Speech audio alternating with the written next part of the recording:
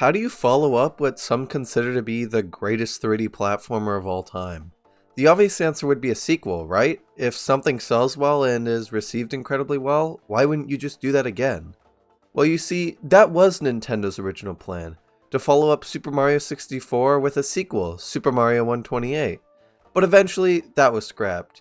And with about a year and a half long development cycle, Nintendo would release their second 3D Mario game, Super Mario Sunshine.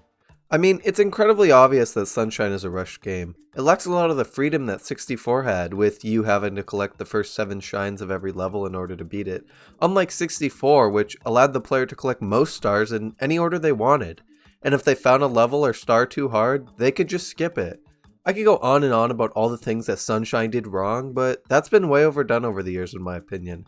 And for my second video in my series covering all the mainline 3D Mario games, today I want to focus on Super Mario Sunshine and what it did right. Let's start off with something obvious. The movement in Sunshine is just insanely smooth. I mean, it's so fluid and dynamic, and that's without even mentioning the real fluid of this game, FLUDD. Okay, that was bad. FLUDD is by far my favorite addition of Mario's movement. I mean, I personally think it's better than the spin attack from Galaxy and the cap throws from Odyssey. Although this comes at the cost of losing the long jump, FLUDD can cover a much farther distance than the long jump ever could. Well, excluding that long jump. My two favorite moves in Sunshine are definitely the spin jump and the dive. Even though these were eventually brought back in Odyssey, I still think they're done best here, and could only really be done well here, as Odyssey's movement wouldn't flow as nicely if they functioned the same way as they did in Sunshine. The spin jump allows for a quick and easy way to get Mario up and moving, and is in between the double jump and triple jump in terms of height gained. The dive, however, isn't exactly meant for gaining height. It's meant for horizontal movement, and when I say this can make you go fast, I mean it can make you go fast. When you spray water in front of where Mario will land after diving and have a straight path in front of you, he will slide on his stomach forever. Well, maybe not forever, but till he hits a wall. Anyway, apart from being able to reach insane speeds with the use of water and diving, the dive can also be used infinitely. Unlike other 3D Mario games that include the dive, after diving, if you keep pressing Y, you actually just keep diving. I mean, this isn't exactly useful, but you gotta admit, it's kinda funny. But that does look like it hurts. Now it's time to get into my favorite thing about Sunshine, and probably most people's favorite thing about this game, FLUDD.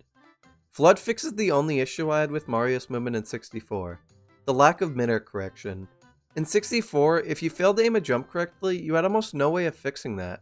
Apart from the mid-air kick that would give you about a second to redirect your momentum, you were basically doomed if you didn't perfectly align your jump. In Sunshine, however, FLUDD fixes this issue with the introduction of the hover nozzle.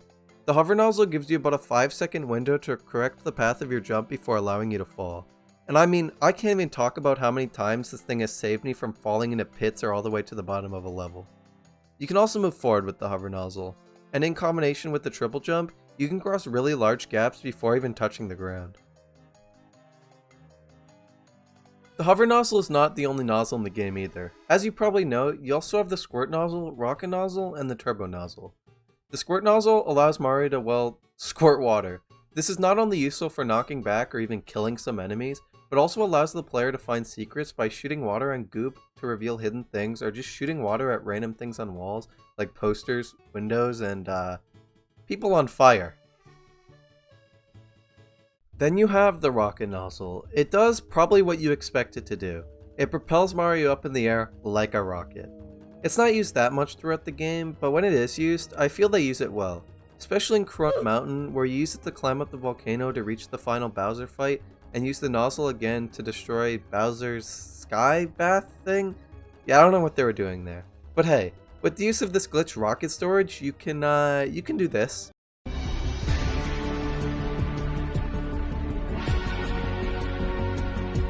Last up for the nozzles is the turbo nozzle.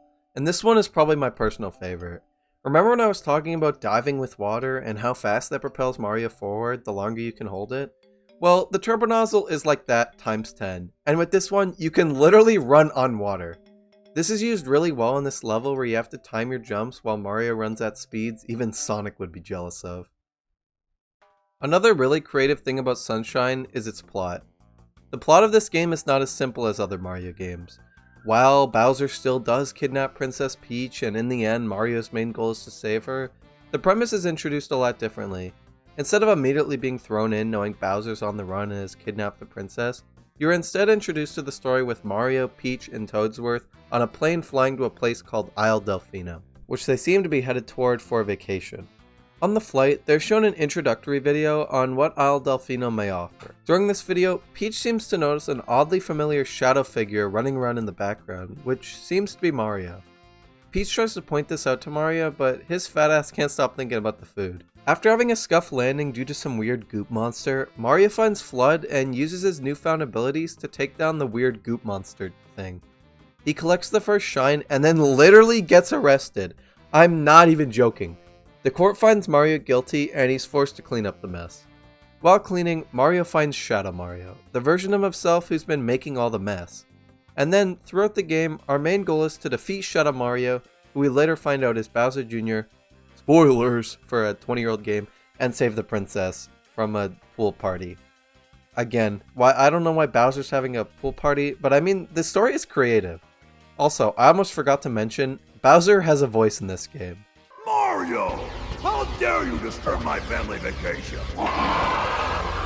Yeah, I guess I can see why that didn't return in the next games. Although a really weak part of this game is the loss of freedom and what shines and levels you want to do, the levels themselves are some of the most fun and creative the series has to offer, with my personal favorite of this game being Pinna Park. Since the theme of this game is a vacation on a tropical island, all the levels need to be themed around that. The first level of this game, Bianco Hills, is not that different from first levels you tend to see in other Mario games. A bright and colorful village to help the player get more used to the controls. As the game progresses, we start to see Mario venture to more locations you would probably expect to see on a tropical vacation island. Rico Harbor, a trading port where you would expect most of their imported materials to come from. Pinna Park, a giant amusement park full of rides and attractions. And Sirena Beach, home to Isle Delfino and a nice view of the ocean. I feel one of Sunshine's biggest strengths is the overall vibe of the game. Even though you're desperately trying to clear your name and clean up the mess left behind by Shadow Mario and save the day, there's a lot of times when I'm playing this game where I feel relaxed, calmed by the soft music of the game. Here, just take a listen to the music of Noki Bay.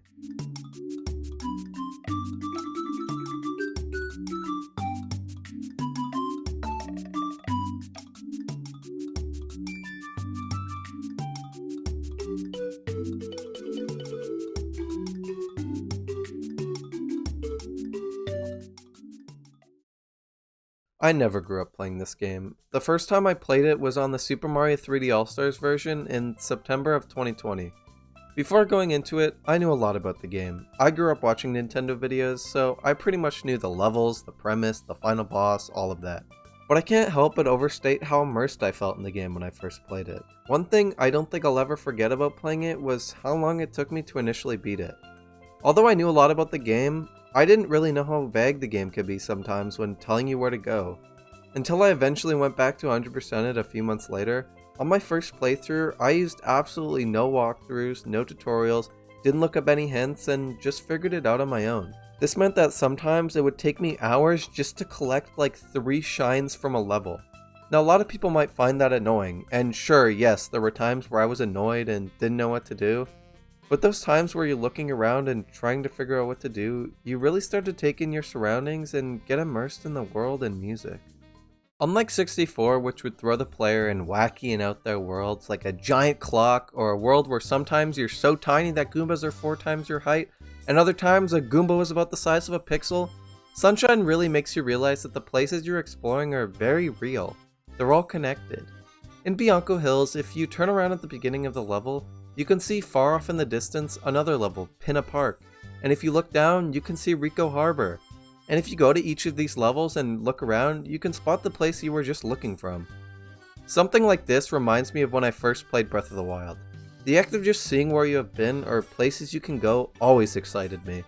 The idea that everything is all connected and a place you can see far off in the distance you can just go to is always something that can help the player get more immersed in a game. Now when I say you can just go there, it's not as simple as it sounds. Of course, you can't just swim over to Pinna Park from Bianco Hills or just jump down to Rico Harbor. You'll still have to unlock these levels and get there via the hub world. but the fact that they're still there in the first place is amazing. Super Mario Sunshine will always be a game that I love. No matter the flaws it has, the fact that it was a rush game to try to save a dying console, and that some people hate it. The vibe and creativity of this game is something I've never seen properly replicated in a 3D Mario game since. And that's okay, that just makes it even more special. The closest I've seen to something replicating the vibe of Sunshine was Bowser's Fury, with the game finally allowing us to go anywhere we wanted with a huge and open map full of different locations to explore. It's always nice to think about what could have been of this game if it were just given more time. It could quite have possibly trumped Mario 64 in terms of fun and creativity, and sure, it's fine to think that, but what I like to focus on this game is what it did right. A lot of people tend to only focus on the bad things about this game or just other games in general, about how they feel unpolished, unfinished. And yes, I agree, Super Mario Sunshine is unpolished, unfinished. Hell, the blue coins are an absolute nightmare to collect 100% the game. But that doesn't mean it doesn't have redeeming qualities, everything does. When I was writing the script for this video, it was so hard to stop myself from talking about all the bad things about this game. I kept having to remind myself that this is a video praising the game and not dogging on it. I eventually was able to overcome that issue and just instead focus on what the game did right. Super Mario Sunshine is an insanely immersive game that perfectly captures the vibe it's trying to go for. The OST of this game is a soundtrack I always listen to when I want to relax and chill. And if you don't like the game, you don't have to. If you don't appreciate the game, you don't have to. But one thing I would hope you do is at least realize what it did right. If you enjoyed this video, please consider liking the video and subscribing. All it does is show that you like the content I'm making and want to see more of it. I have a lot of videos like this on my channel, and I'll put up on the iCard right now a video to a Mario 64 video I made. A link to a Mario 64 video I made. As always, thank you for watching the video, and I hope you have a great day. Bye. Subscribe, maybe?